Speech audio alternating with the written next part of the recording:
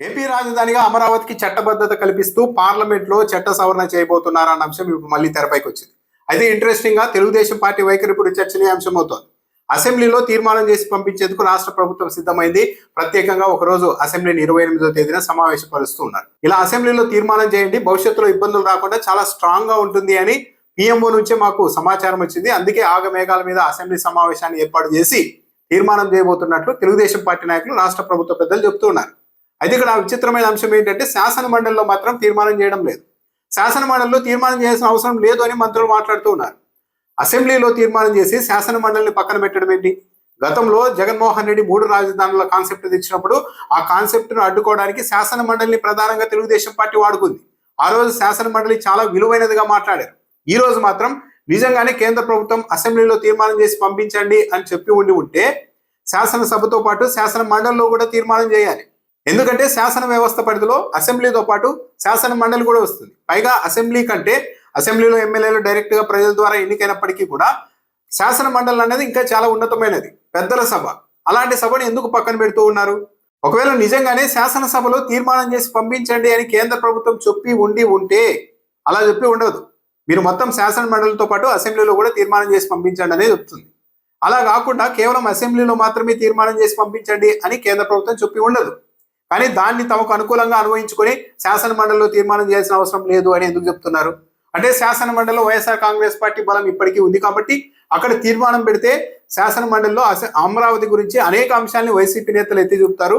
వాటికి సమాధానం చెప్పే పరిస్థితి ఉండదు. కాబట్టి శాసన మండలిని పూర్తిగా పక్కన పెట్టాలని రాష్ట్ర ప్రభుత్వ పెద్దలు నిర్ణయించుకున్నారా? ఒకవేళ శాసన మండలిలో తీర్మానానికి విలువ లేదు అని రాష్ట్ర ప్రభుత్వం భావిస్తూ ఉంటే, శాసన మండలిలో తీర్మానం చేయాల్సిన అవసరం లేదు అని భావిస్తూ ఉంటే, ఇక శాసన మండలిలో చేసే తీర్మానానికి విలువ లేనప్పుడు ఇక అసెంబ్లీలో చేసే తీర్మానానికి కూడా విలువ ఉండకూడదు కదా, ఉండదు కదా.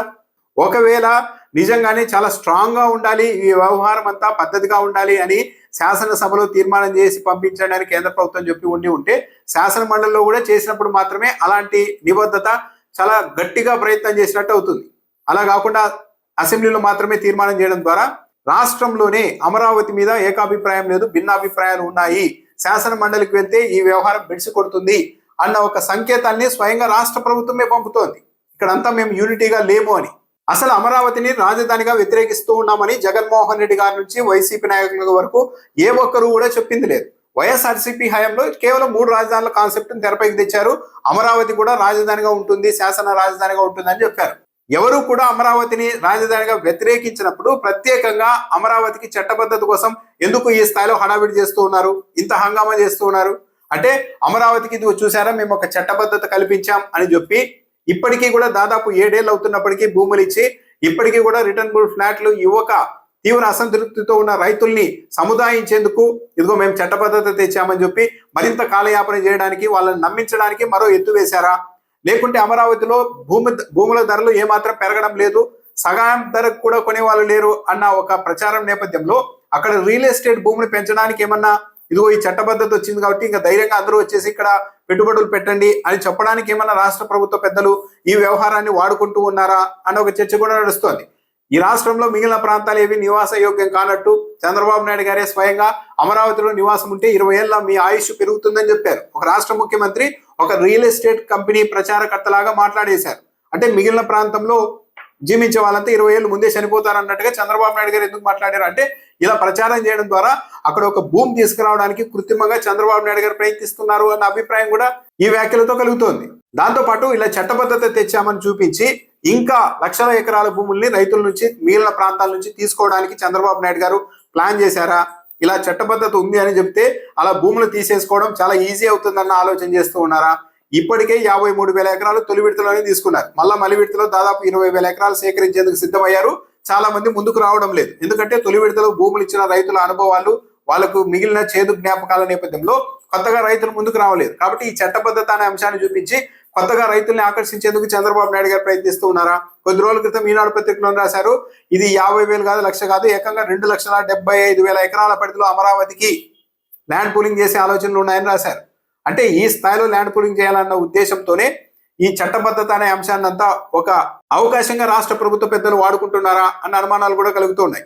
అయితే అమరావతిని రాజధానిగా ఎవరూ వ్యతిరేకించినప్పుడు ఇప్పుడు ప్రత్యేకంగా చట్ట సవరణ చేసి అమరావతి అన్నది ఏపీ రాజధాని అని పదం చేర్చినంత మాత్రాన కొత్తగా వచ్చే ప్రయోజనాలు ఏంటి?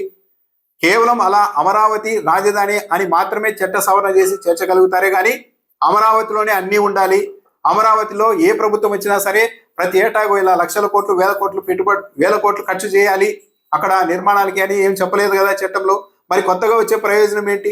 ఒకవేళ ఈ చేస్తున్న చట్ట సవరణలో ఏపీ రాజధాని అమరావతి అని చేర్చడమే కాకుండా అమరావతిలో ఏ ఏ సంస్థలు ఉండాలి, ఏ ఏ విభాగాలు ఉండాలి అన్న అంశాలను కూడా చేరిస్తే అప్పుడు బీజేపీ తెలుగుదేశం పార్టీ రెండూ కలిసి ఒక సమాధానం చెప్పాల్సి ఉంటుంది. ఎందుకంటే బీజేపీ రాయలసీమ డిక్లరేషన్ పేరుతో హైకోర్టును కర్నూలులో ఏర్పాటు చేయాలని తీర్మానం చేసింది. చంద్రబాబు నాయుడు గారి మేనిఫెస్టోలో కర్నూలులో హైకోర్టు బెంచ్ ఏర్పాటు చేస్తామని హామీ ఇచ్చారు. మరి అమరావతిలో ఇవన్నీ ఉండాలి అని పార్లమెంటు వేదికగా చట్ట సవరణ చేయించినప్పుడు అదే దాంట్లో కర్నూలులో హైకోర్టు ఉండాలి అన్న అంశాన్ని కూడా చేర్చాలి. అప్పుడే రాయలసీమ పట్ల బీజేపీ తెలుగుదేశం పార్టీకి కన్సర్న్ ఉందన్న అభిప్రాయం కలుగుతుంది. అలా కాకుండా కేవలం అమరావతి గురించి మాత్రమే ఇవన్నీ ఉండాలి, ఇంత ఖర్చులు పెట్టాలి, ఇంత విస్తీర్ణం ఉండాలి అన్న పదాన్ని చేరిస్తే మాత్రం చంద్రబాబు నాయుడు గారు పూర్తిగా అమరావతి కోసం మాత్రమే పనిచేస్తున్నారన్న అభిప్రాయం కలిగేందుకు కూడా అవకాశం ఉంటుంది. దాంతోపాటు ఈ చట్ట సవరణలో అమరావతి విస్తీర్ణం మీద ఏమన్నా చంద్రబాబు నాయుడు గారు ఒక మాటను అక్కడ చేర్పించగలుగుతారా? ఎందుకంటే ఇది అంతులేని కథలాగా ఉంది. 53,000 ఎకరాలు తీసుకున్నారు, మరో 20,000 ఎకరాలు తీసుకుంటున్నారు, ఏకంగా 2,75,000 ఎకరాలు మొత్తం మీద రాజధాని ఉంటుంది అని ఈనాడు లాంటి పత్రికలు చెబుతూ ఉన్న నేపథ్యంలో దీని మీద కూడా రాష్ట్ర ప్రభుత్వం తరఫున చంద్రబాబు నాయుడు గారు కేంద్ర ప్రభుత్వం పైన ఒత్తిడి తెచ్చి ఆ చేసే చట్ట సవరణలో ఏదో ఈ విస్తీర్ణం సంగతి కూడా చేరుస్తారా? అలా చేరిస్తే చంద్రబాబు నాయుడు గారికి ఇబ్బంది. ఎందుకంటే ఒకసారి ఒక విస్తీర్ణం చేర్చిన తర్వాత దానికే కట్టుబడి ఉండాల్సి ఉంటుంది. అలా కాకుండా ఇప్పటికే 2,75,000 ఎకరాలు తీసుకుంటామని భవిష్యత్తు ప్రణాళికల్ని కూడా ఆలోచించి చేర్చారంటే అప్పుడు రాష్ట్రం మొత్తం మీద వ్యతిరేకత వచ్చే అవకాశం ఉంటుంది. ఎందుకంటే 2,75,000 ఎకరాల్లో మౌలిక సదుపాయాలు కల్పించి రిటర్నబుల్ ఫ్లాట్లు ఇవ్వాలి అంటే ఒక్కో ఎకరాకి 2 కోట్ల రూపాయలు ఖర్చు అవుతుంది ప్రభుత్వం చెబుతున్న దాని ప్రకారమే. ఈ మొత్తం వ్యవహారం పూర్తయ్యేసరికి అది ఏ ఎకరాకి 5 కోట్ల రూపాయలకు వెళ్ళవచ్చు మౌలిక సదుపాయాల కల్పనకే. అలాంటప్పుడు ఇది లక్షల కోట్ల భారం రాష్ట్రం మీద పడుతుంది. దీన్ని చంద్రబాబు నాయుడు ఈ పని చేస్తే, ఈ విషయాన్ని బయటకు బహిర్గతపరిస్తే రాష్ట్ర ప్రజలు మొత్తం వ్యతిరేకించే అవకాశం ఉంటుంది. సో మొత్తం మీద చూస్తే అవసరం లేకపోయినప్పటికీ కూడా జగన్మోహన్ రెడ్డి కావచ్చు, వైసీపీ వాళ్ళు కావచ్చు, ఎవరు కూడా అమరావతిని వ్యతిరేకించలేదు. వాళ్ళ అధికారంలో ఉన్నప్పుడు 3 రాజధానులు అనే ఒక కాన్సెప్ట్ తెచ్చారు. ఎక్కడ అమరావతి రాజధానిగా ఉండదు అని కూడా ఎక్కడా చెప్పలేదు. కానీ ఏదో ఒక బూచీని చూపెట్టినట్టు జగన్మోహన్ రెడ్డి ఎలాంటి వాళ్ళు వస్తారని మేము ఈ తీర్మానం చేస్తున్నాం అని చెప్పడం ద్వారా, ఈ చట్ట సవరణ చేయిస్తున్నామని చెప్పడం ద్వారా చంద్రబాబు నాయుడు గారు ఏదో అమరావతి రైతుల్లో మళ్ళా కొత్తగా మభ్యపెట్టే ప్రయత్నం చేస్తూ ఉన్నారా అన్న అభిప్రాయానికి అయితే తావిస్తోంది. పైగా చంద్రబాబు నాయుడు గారు ఈరోజు కేబినెట్ భేటీలో ఇంకో వ్యాఖ్య కూడా చేశారు. అమరావతికి చట్టబద్ధత కల్పించే చట్ట సవరణ చేయబోతున్నామని చెబుతూనే, పార్లమెంట్ చట్ట సవరణ చేయబోతున్నారని చెబుతూనే రాష్ట్రంలో 99% ఆదాయం మొత్తం ఉద్యోగుల జీతాలకే వెళ్ళిపోతుందని వ్యాఖ్యానించారు. కేంద్ర ప్రభుత్వం చేస్తున్న సాయం అన్నది వడ్డీలకి అప్పులు చెల్లించడానికి సరిపోతుందని చెప్పారు. మరి ఇలాంటి నేపథ్యం ఉన్నప్పుడు మరి లక్షల కోట్లు పెట్టి అమరావతి నిర్మాణానికి మాత్రం చంద్రబాబు నాయుడు గారు ఏ విధంగా ప్రణాళిక చేస్తున్నారు, ప్లాన్ చేస్తున్నారు అన్నది ఒక పెద్ద ప్రశ్న. రాష్ట్రానికి ఉన్న ఆర్థిక వనరులు కావచ్చు, రాష్ట్ర విస్తీర్ణం కావచ్చు, ఈ పరిధి కావచ్చు, ఇవన్నీ చూసినప్పుడు ఏదో సింపుల్ గా ఒక క్యాపిటల్ కట్టుకొని ఆర్గానిక్ గా గ్రోత్ అయ్యేలాగా అవకాశం కల్పించాలి. కానీ ఒక మాస్టర్ ప్లాన్ లాంటిది రెడీ చేసి వదిలేస్తే ప్రైవేట్ వ్యక్తులు, వివిధ కంపెనీల వాళ్ళు వచ్చి అక్కడ అభివృద్ధి చేసుకుంటూ వెళ్తారు హైదరాబాద్ తరహాలో. అలా కాకుండా లక్షల ఎకరాలు ప్రభుత్వమే తీసేసుకొని మొత్తం భారం నెత్తినేసుకొని ఆ లక్షల ఎకరాల్లో మౌలిక సదుపాయాల కల్పన కోసం లక్షల కోట్ల రూపాయలు ఖర్చు చేసి ఈ వ్యవహారం మొత్తం మేము నడుపుతామని చెప్పడం ద్వారానే చంద్రబాబు నాయుడు గారు రాష్ట్రాన్ని మొత్తం ఒక అప్పుల ఊబిలోనికి, ఆర్థిక సంక్షోభం ఊబిలోనికి దింపుతున్నారు అన్నది అభిప్రాయం.